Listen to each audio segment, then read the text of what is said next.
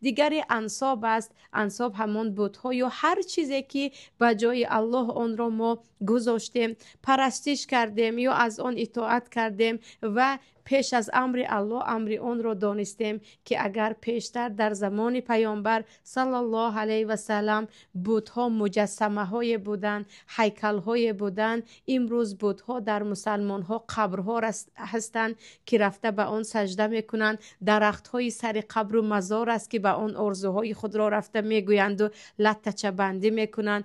بت‌هایشان انسان های زنده دوپایه هست که در پیش او تعظیم میکنند، رزق خود را از او میدانند، عزت خود را از او میدانند، ذلت خود را از او میدانند. ببینید که بت‌های امروزه ما چقدر زیاد است. پیشتر میگفتیم سنگ است، سنگ تراشه هست. امروز ما 100-200 میلیون شاید بت داریم.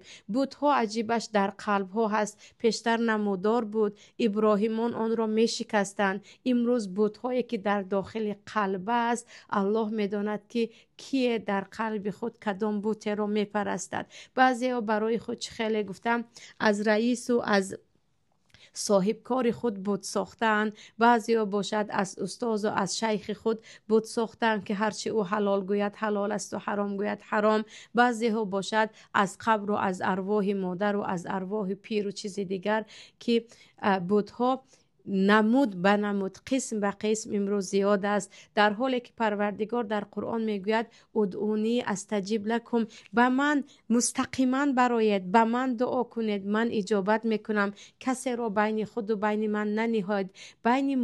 بین الله و بین بندهش یگان واسطه نیست. تو راست عبادت هایت را به الله میکنی، راز و نیازت را به الله میکنی. سبحان الله. صحابه ها حتی در همون بنده که کفش خود هم از پروردگار کمک میپرسیدند و از کسی کمک نمیپرسیدند. و در روایت آمده است که حتی پیامبران وقتی جبرائیل میگفت کمکت کنم میگفتند نه، از جبرائیل نه، ما به الله جبرائیل پناه میبریم. اینجا ببینید که ما الان در کجا هستیم و ایمان ما در کجا است. یعنی راهی دیگری که اکثریت مردم را شیطان با آن راست به دوزخ میکشاند، این راه انصاب است، یعنی راهی بت و بت پرستی.